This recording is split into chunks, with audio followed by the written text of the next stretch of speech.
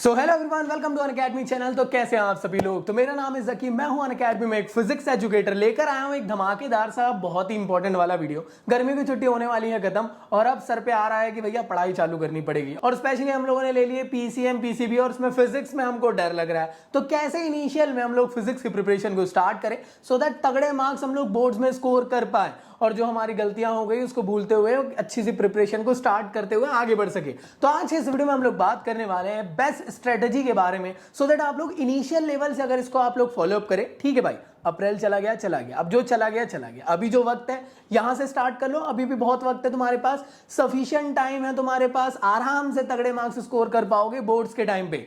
तो इनिशियल में आप लोग को ये गलतियां नहीं करनी है और साथ ही साथ मैं आपको बताने वाला हूं पूरा का पूरा स्ट्रेटेजी। सबसे पहले जो इंपॉर्टेंट चीज आप लोग को ध्यान रखना वो ये है कि काफी सारे लोग फिजिक्स में यही नहीं पता होने कि पढ़ना क्या है छोड़ना क्या है। स्कूल में स्कूल के टीचर्स भी ना गुमराह करके बैठ गए कि ये वाला टॉपिक पढ़ लो, वाला टॉपिक पढ़ लो, इधर उधर वीडियोस देख देख के परेशान हो चुके। अरे भाई कैसी बातें कर रहे हो, चुपचाप से सीबीएसई के ऑफिशियल वेबसाइट से सीबीएसई का ऑफिशियल सिलेबस डाउनलोड कर लो 2023 2024 के लिए। नहीं मिल पा रहा है भैया, हम तो बहुत कंजूस इंसान है, हम ढूंढ ही नहीं सकते, कोई बात नहीं, मैं लिंक तुम्हें प्रिंट कर देता हूं ऑफिशियल सिलेबस की, उसको प्रिंट आउट करवा लो। उसके अंदर पहले ये समझ लो कि कौन से चैप्टर के अंदर कौन कौन से टॉपिक तुम्हें पढ़ना है, कौन से टॉपिक को छोड़ना है, कौन से डिलीट हो चुके हैं, सब कुछ वहां पे मेंशन है। तो आप लोग से रिक्वेस्ट है, सबसे पहली चीज अपने सिलेबस को अच्छे से जान लो, क्योंकि सिलेबस नहीं जानोगे तो बस पढ़ते रह जाओगे, पढ़ते रह जाओगे, पढ़ते रह जाओगे। और एक और चीज, काफी सारे लोग रेफरेंस बुक खरीद के लेकर आने वाले, याद रखना रेफरेंस बुक के अंदर आप लोग को कई एडिशनल टॉपिक मिलने वाले जो तुम्हारे सिलेबस के नहीं है। तो भैया कैसे पता करें, अभी तो कहा ना सिलेबस डाउनलोड कर लो, जो सिलेबस में लिखा है वही टॉपिक पढ़ना है, जो सिलेबस में नहीं लिखा है उसको जयराम जी की करना है। तो जब आप लोग सिलेबस डाउनलोड करोगे उसी में आप लोग को स्कीम भी देखने को मिलेगी। मतलब क्या, उसमें आप लोग को ना वेटेज शो करता है कि यार पहली यूनिट में कितना आप लोग को वेटेज दिया गया है, दूसरी यूनिट में कितना दिया गया है, तीसरी में कितना दिया गया है। तो आप लोग फिजिक्स का जब सिलेबस ऑब्जर्व करोगे तो पार्ट 1 और पार्ट 2 में आपको फिजिक्स का सिलेबस देखने को मिलता है। काफी सारे लोग पार्ट 1 में इतने ज्यादा फंस जाते हैं कि उनका खेल खत्म हो जाता है। उन्हें ऐसा लगता है कि पार्ट 1 बहुत इंपॉर्टेंट है, थोड़ा लॉजिक यूज करके एक बार स्कीम चेक करना तो पार्ट 2 ज्यादा वेटेज कैरी कर रहा है। वहां पे आप लोग को दो ही इंपॉर्टेंट चैप्टर ऐसे जो बड़े बड़े हैं, बाकी सब छोटे छोटे और थ्योरी ज्यादा पोर्शन वहां देखने को मिलेगा। पार्ट 1 के अंदर थोड़े कम मार्क्स है एज कंपेयर टू पार्ट 2 के, बट हाँ ये चैप्टर बड़े धांसू, दमदार और समझ रहे हो तगड़े टाइप के, इनके अंदर आप लोग को कंटेंट ज्यादा देखने को मिलेगा।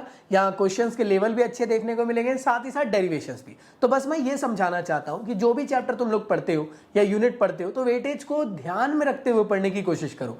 ऐसा नहीं है कि बस बेफिजूल ऐसी यूनिट पे ध्यान दे रहे जहां से आपको मुश्किल से 4-5 नंबर मिल रहे हैं और वाली यूनिट्स को छोड़ दे रहे जिसमें तुम्हारे लगभग 12-13 मार्क्स है। तो ऐसा नहीं करना है। इनिशियल टाइम है, हमें सारी यूनिट्स को पढ़ना है और स्पेशली उनको अच्छे से फोकस करना है जिसमें ज्यादा मार्क्स हमें बोर्ड्स एग्जामिनेशन में मिल सकते हैं। इसका मतलब यह नहीं है कि जिसमें कम मिल रहे हैं उसको नहीं पढ़ना, भाई उसको भी पढ़ना है, कैसी बातें कर रहे हो। तो इसलिए आप लोग को जानना जरूरी है कि वेटेज यार यहाँ पे स्कीम में किस तरीके से मेंशन किया गया है। अब इसके बाद निकल के आती बात कि भैया पढ़ाई कहां से करें। पढ़ाई करने के आप लोग के पास बहुत सारे सोर्सेस हैं। सेल्फ स्टडी ये नहीं होता है कि आप यूट्यूब से वीडियो देखें और घर पे बैठ के पढ़िए, सेल्फ स्टडी नहीं है। सेल्फ स्टडी का मतलब हमारे टाइम पे और असली टाइम पे यही होता है कि बुक उठाओ और खुद से पढ़ो।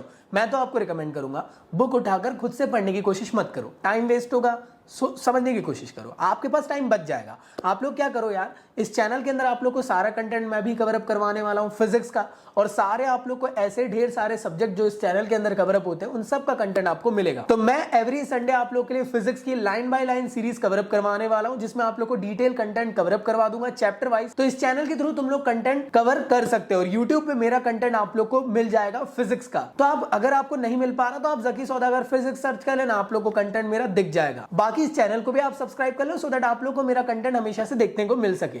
इसके अलावा आप लोग को जो सोर्स अच्छा लगता है वहां से आप लोग पढ़ सकते हो। आप लोग की प्रिपरेशन घर बैठे बेस्ट तरीके से हो सकती है। इसी के साथ साथ अगर आप चाहते हो बैचेस के थ्रू मेरे साथ पढ़ना तो मेरा बैच जल्दी स्टार्ट हो चुका है, लिंक डिस्क्रिप्शन में गिवन है आप लोग को, वहां से जाके आप लोग मेरे साथ क्लास 12 की प्रिपरेशन घर बैठे लाइव सेशन में भी कर सकते हो अनअकैडमी ऐप के अंदर। तो मैं ये आप लोग से रिकमेंड करना चाहता हूं, अगर मेरे साथ पढ़ना है तो पढ़ो, नहीं पढ़ना तो आपकी मर्जी। बस याद रखो कि आप किसी एक स्पेसिफिक पर्सन से पढ़ लो। इससे होता क्या है कि यार वो पर्सन ना उस चीज में उसका एक्सपर्टीज है, वो जानता है कि क्या पढ़ना है, क्या पढ़ाना है, क्या नहीं करना है। वो आप लोग को सही तरीके से गाइड कर देगा, सारे टॉपिक समझा देगा, तो आप लोग का टाइम बच जाएगा।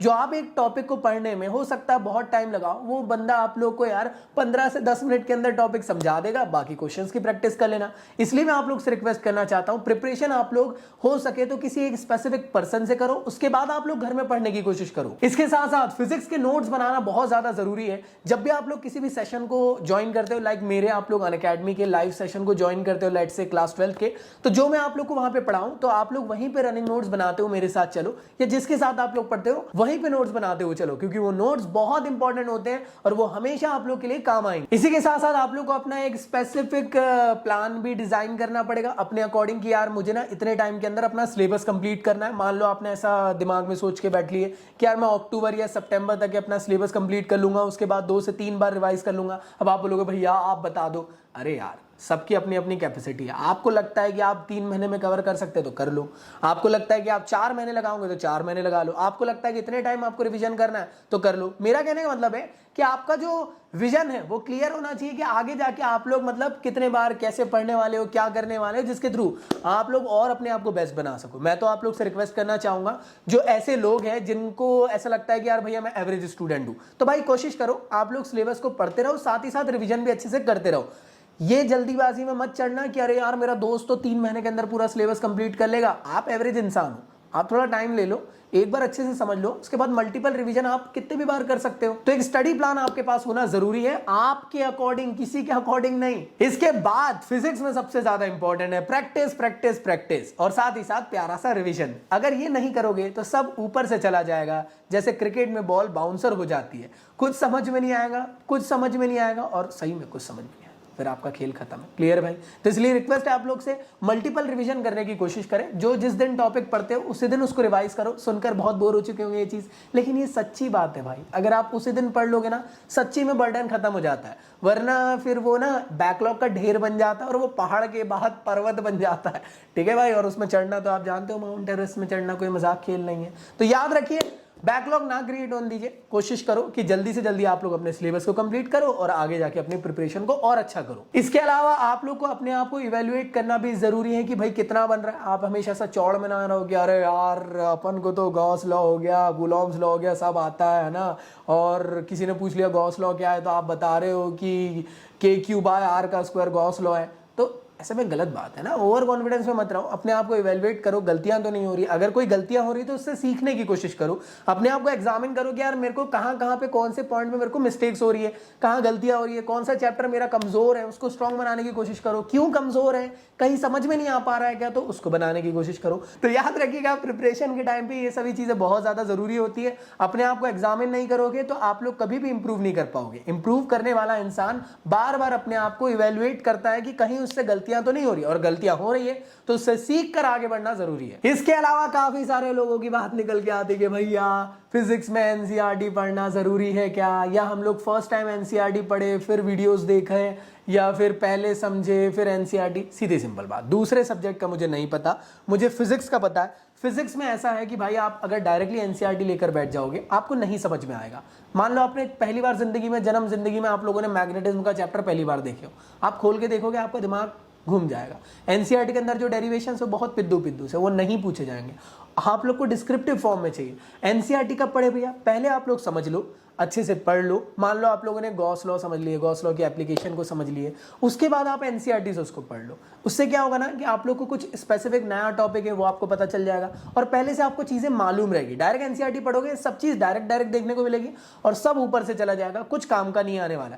बट भैया एनसीईआरटी भी तो पढ़ना जरूरी है ना, बिना एनसीईआरटी का तो काम नहीं हो। अरे भाई तुम्हारे भैया है ना, हर संडे इस चैनल पे NCERT line by line series मैं लेकर आ रहा हूं। मैं खुद से तुमको ऐसे लाइन बाय लाइन बताऊंगा कि ये पढ़ो, ये छोड़ो, ये करो, वो छोड़ो, और एक एक चीजें अच्छे से समझा दूंगा।